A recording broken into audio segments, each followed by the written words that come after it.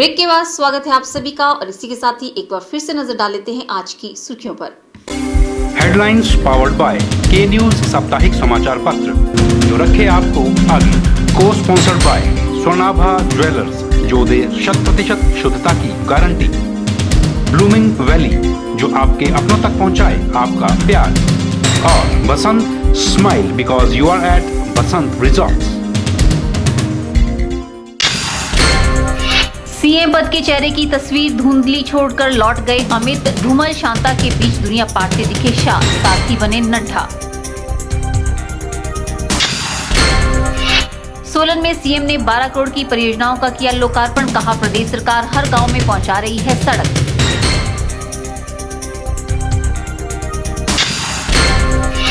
दो महीनों में जनता को समर्पित होगा कोटली बस स्टैंड। ग्रामीण विकास एवं पंचायती राज मंत्री अनिल शर्मा ने दी जानकारी।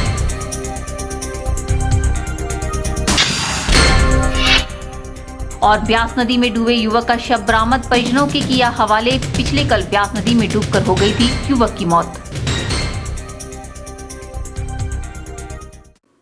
कहते हैं जिसका कोई सहारा नहीं होता उसका सहारा भगवान होता है। माँ बाप अपने बच्चों का हर मुश्किल में साथ देते हैं, लेकिन बच्चे मुसीबत की घड़ी में माँ बाप का साथ छोड़ देते हैं।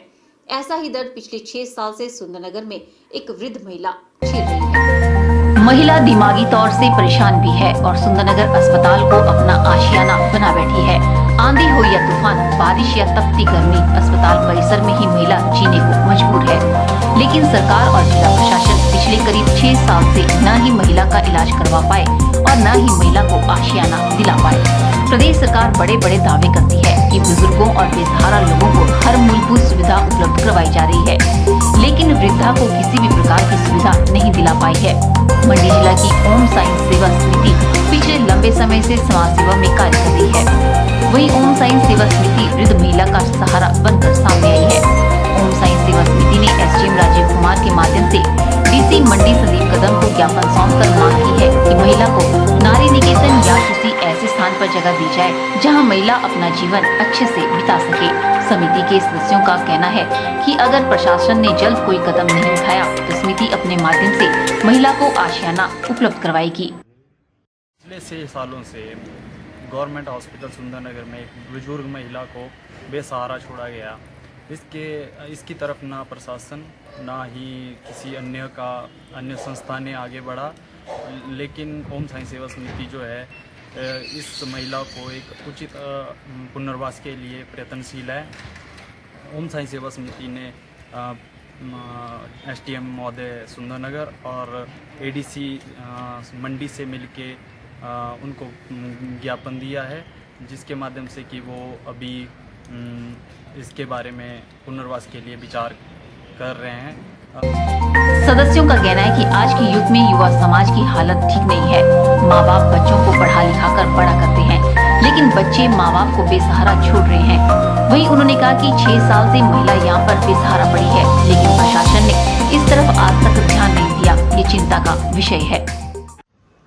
ओम साइंस सेवा समिति जो पिछले 1 साल से लगातार लोगों के कल्याण का कार्य कर रही है, उसने जो सिविल हॉस्पिटल सुंदरनगर में है पिछले 2-3 महीने से एक वृद्धा देखी थी वहाँ पे, जिसके लिए ओम साइंस सेवा समिति ने डीसी ऑफिस में एक ज्ञापन छोड़ा था ताकि उसको मतलब नारी निकेतन में जगह मिल सके या कहीं और वृद्धाश्रम में जगह मिल सके। इसके लिए आज ओम साइंस सेवा समिति ने एसडीएम को ज्ञापन दिया तथा उसका पुनर्वास हो सके। और ओम साइंस सेवा समिति आगे भी ऐसे कार्य करती रहेगी जो लोगों के लिए लाभदायक हो। वहीं उन्होंने सरकार और जिला प्रशासन से आग्रह किया है कि वे वृद्ध महिला का उचित स्थान पर रहने का प्रबंध करें ताकि यह अपना आगे का जीवन अच्छे से व्यतीत कर सके। के चैनल के लिए सुंदरनगर से विजय शर्मा की रिपोर्ट। राजकीय महाविद्यालय बासा के परिसर में जिला उपायुक्त के निर्देशानुसार राष्ट्रीय आपदा बल बठिंडा के सदस्यों द्वारा आपदा प्रबंधन कार्यशाला का आयोजन किया गया। इस अवसर पर नेपाल की आपदाओं का उदाहरण देते हुए ऐसे अवसर पर होश हवास न गंवाने व हिम्मत से काम करने की सलाह दी गई। कार्यशाला के आरंभ में अपने स्वागत भाषण में प्राचार्य महाविद्यालय बासा डॉक्टर अशोक अवस्थी ने उपस्थित जनसमूह को प्राकृतिक एवं मानवीय आपदाओं के विषय में बताया तथा ऐसे अवसर पर सचेत रहने को कहा। तत्पश्चात आपदा मोचन बल के प्रमुख रामकुमार मालवीय ने उत्तराखंड एवं नेपाल की आपदाओं का उदाहरण देते हुए ऐसे अवसर पर होश हवास न गंवाने तथा हिम्मत से काम लेने की सलाह दी तथा दल के सदस्यों ने एक ड्रिल के माध्यम से आकस्मिक आपदा से बचने के गुर सिखाए। इस कार्य के लिए उन्होंने गोहर तथा चैलचौक विद्यालयों के विद्यार्थियों की मदद ली।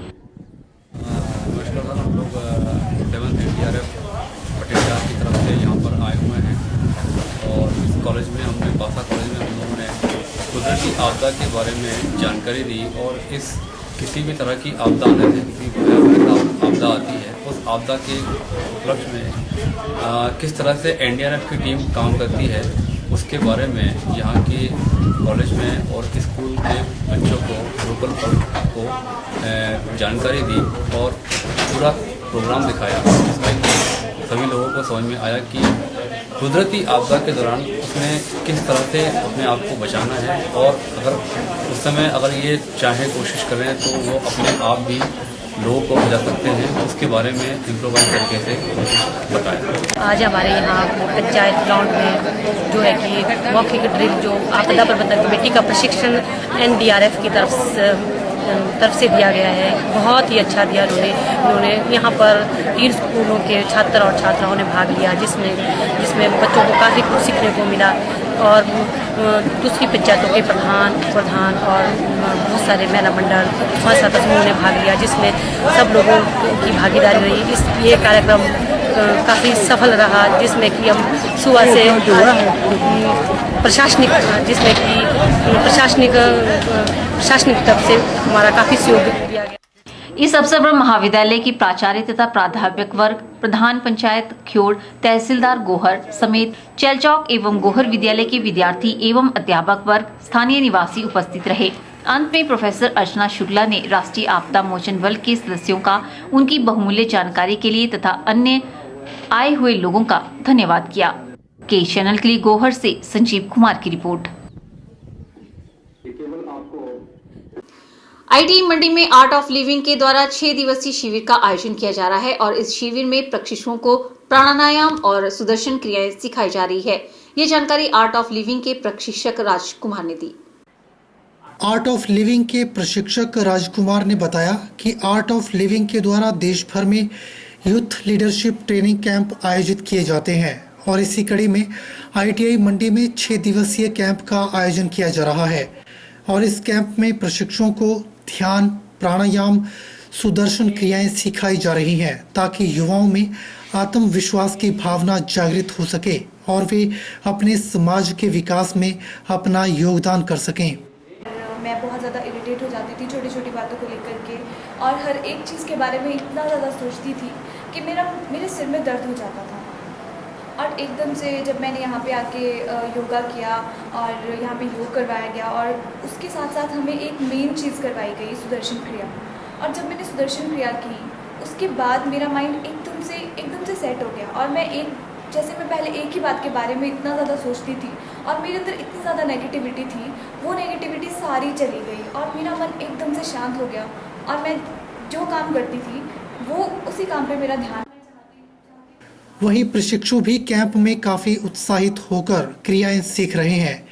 प्रशिक्षुओं का मानना है कि इस कैंप में उन्हें काफी कुछ सीखने को मिल रहा है और वे अपने आप में परिवर्तन का एहसास महसूस कर रहे हैं। और मैं आर्ट ऑफ लिविंग का प्रशिक्षक हूँ। पूरे भारतवर्ष में हम यूथ लीडरशिप ट्रेनिंग प्रोग्राम सिखाते हैं और इस मंडी ITI में मैं सोमवार से शनिवार तक का हमें टाइम मिला है तो हम 6 डे का ये प्रोग्राम हम जारी कर रहे हैं 6 दिन का और इसमें हम ध्यान, प्राणायाम और सुदर्शन क्रिया अक्सर इन बच्चों को सिखाते हैं। उसके बाद इनका कॉन्फिडेंस, इंटर टॉक वगैरह भी हम इनको सिखाते हैं ताकि इंटरव्यू अच्छे से फेस कर सकें।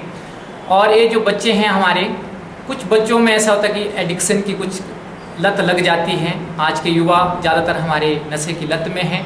तो इस प्रोग्राम करने के बाद हमने अक्सर ये देखा है इनके अनुभव से कि उस चीज़ से मुक्त हो जाते हैं और इंटरव्यू के लिए भी जब भी इनको कहीं भी खड़ा कर दें तो उसके लिए सक्षम होते हैं। और मैं ये चाहता हूँ कि ये पूरे हिमाचल की ITI में हों और हर एक बच्चा इस सुदर्शन क्रिया का लाभ उठाएं। और ये जो यूथ लीडरशिप ट्रेनिंग प्रोग्राम है हर युवा करे, ताकि हमारा समाज बहुत अच्छा हो और आने वाले टाइम में यही बच्चे समाज में जाके लोगों में अपनेपन की भावना को पैदा करें जो आज ख़त्म हो गई हैं, और हमारी संस्कृति बची रहे, यही हमारा मकसद है। ब्यूरो रिपोर्ट के चैनल।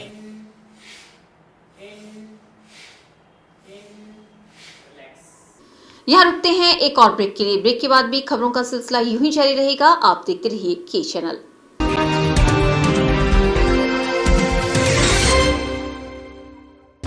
गुप्ता शॉल एम्पोरियम, जहां आप पाएंगे बेहतरीन व उच्च क्वालिटी की शॉल की विस्तृत वैरायटी।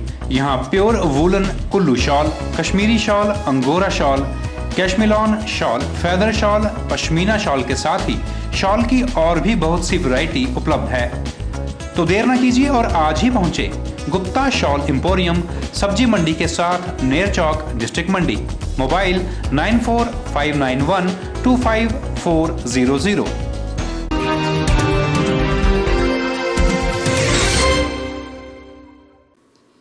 शुक्रवार को मंडी के ITI संस्थान में लिफ्ट निर्माता कंपनी द्वारा कैंपस इंटरव्यू का आयोजन किया गया। इस कैंपस इंटरव्यू में लगभग 80 ITI पास युवाओं का चयन किया गया। ये जानकारी ITI के इंस्ट्रक्टर श्यामलाल ने दी। शुक्रवार को मंडी के ITI संस्थान में लिफ्ट निर्माता कंपनी के द्वारा कैंपस इंटरव्यू का आयोजन किया गया।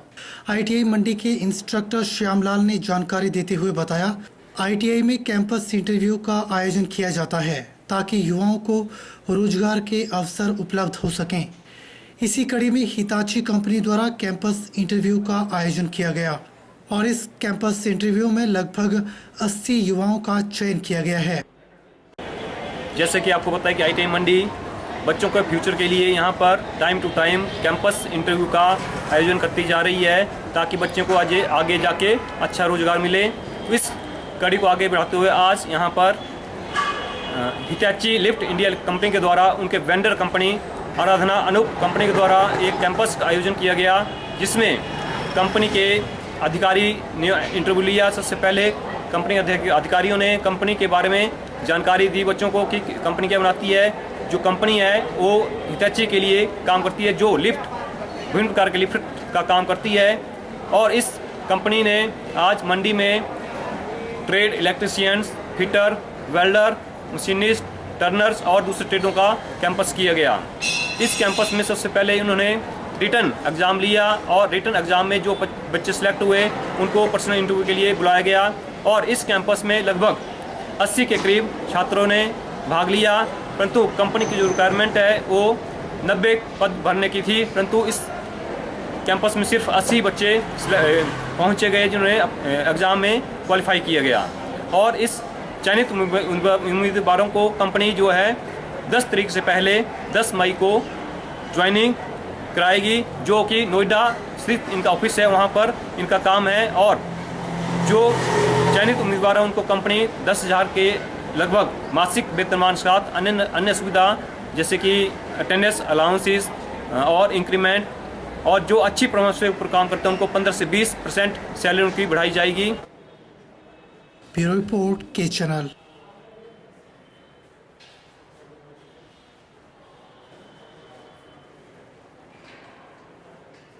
गर्मी के मौसम का आगाज हो चुका है और गर्मी के मौसम में गर्मी से राहत पाने के लिए लोग ठंडे पेय और फलों का सहारा ले रहे हैं और इन दिनों बाजारों में फलों की आमद बढ़ गई है। लोग गर्मी के मौसम में ताज़ा फलों का आनंद ले रहे हैं और बाजारों में आम, केला, अंगूर, तरबूज, चेरी, खीरा जैसे फल दुकानों पर बिक रहे हैं। दुकानदारों का मानना है कि गर्मी के मौसम में लोग फलों को खाना पसंद करते हैं और वे आम 50 रुपये किलो, अनार 100 रुपये किलो और केला 60 रुपये दर्जन, खीरा 20 रुपये किलो, तरबूज 25 रुपये किलो के हिसाब से बेच रहे हैं। आज तो गर्मियों का सीज़न चल रहा है, ये नए नए फल आजकल आ रहे हैं जैसे कि चेरीज़ हो गई, तरबूज तरबूज हो गया, संतरा का ऑफ सीज़न है, संतरा का जाने वाला है, संतरा चल रहा है 80 रुपये किलो चल रहा है इधर, और अंगूर चल रहा है, और खरबूजा आ रहा है, आम आ रहा है सफ़ेदा, जो बहुत बढ़िया क्वालिटी का सफ़ेदा है वो 60 रुपये चल रहा है, जो हल्का आ रहा है वो 50 रुपये चल रहा है, और अंगूर जो चल रहा है 80-100 चल रहा है, काला 120 चल रहा है। ब्यूरो रिपोर्ट के चैनल। राज्यपाल आचार्य देवव्रत ने सोलन में स्थित डॉक्टर वाईएस परमार वानिकी एवं बागवानी विश्वविद्यालय नौणी द्वारा उगाई तथा प्रसारित की जा रही फलों एवं फूलों की खेती के कार्य का जायजा लिया। इस अवसर पर उन्होंने कहा कि हिमाचल प्रदेश फल राज्य के रूप में विख्यात है तथा इस क्षेत्र में और अधिक कार्य करने की आवश्यकता है। राज्यपाल आचार्य देवव्रत ने कहा कि कीवी फल को प्रदेश के निचले क्षेत्रों में सफलतापूर्वक उगाया जा सकता है, जिसका बाजार में अच्छा मूल्य प्राप्त होता है। उन्होंने कहा कि इस फल से अनेक तरह के उत्पाद बनाए जा सकते हैं, जिससे किसानों की आर्थिकी सुदृढ़ हो सकती है। उन्होंने कहा कि जैविक खेती से न केवल खेत सुरक्षित होंगे बल्कि वातावरण के संरक्षण में भी महत्वपूर्ण योगदान होगा। इसके उपरांत राज्यपाल ने डॉक्टर वाईएस परमार वानिकी एवं बागवानी विश्वविद्यालय में आयोजित अंतर महाविद्यालय खेल एवं सांस्कृतिक कार्यक्रम के समापन अवसर पर विद्यार्थियों एवं युवा वैज्ञानिकों को संबोधित करते हुए आह्वान किया कि कृषि क्षेत्र में पुरानी अवधारणाओं से उभरकर जैविक और प्राकृतिक खेती को वैज्ञानिक शोध के साथ आगे बढ़ाएं। उन्होंने युवा वैज्ञानिकों से कहा कि अपने अपने क्षेत्र में जाकर उस क्षेत्र को अन्नदाता के रूप में विकसित करें और प्रधानमंत्री के अन्न उत्पादन के संकल्प को पूरा करने के लिए अपनी भूमिका निभाएं।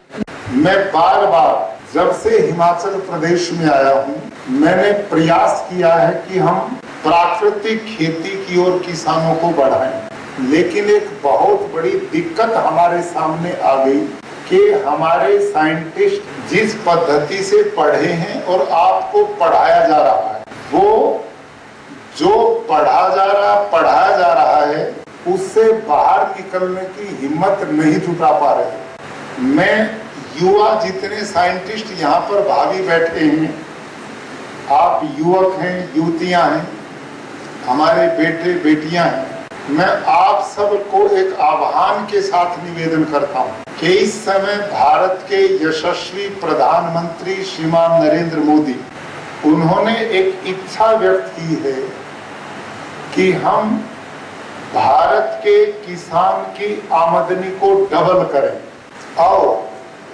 जो उत्पादन है वो स्वास्थ्य के लिए इतने लाभकारी होने चाहिए कि उनको खाकर लोगों को जीवन मिले, और हमारी जो खेती है इसकी उर्वरा शक्ति उत्पादन क्षमता बढ़नी चाहिए, कम नहीं होनी चाहिए। आज बड़ी गंभीर चुनौतियां हैं आपके सामने, देश के सामने।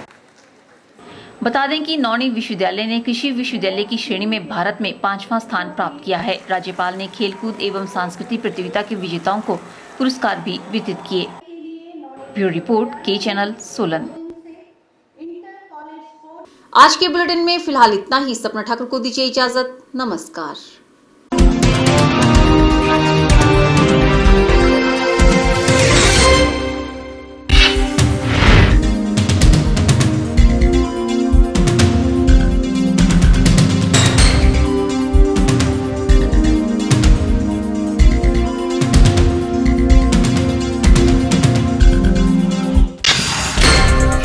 सीएम पद के चेहरे की तस्वीर धुंधली छोड़कर लौट गए अमित। धूमल शांता के बीच दुनिया पाटते दिखे शाह, साथी बने नड्डा।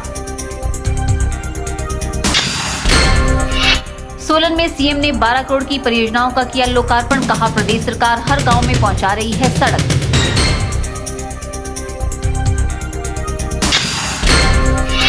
दो महीनों में जनता को समर्पित होगा कोटली बस स्टैंड। ग्रामीण विकास एवं पंचायती राज मंत्री अनिल शर्मा ने दी जानकारी।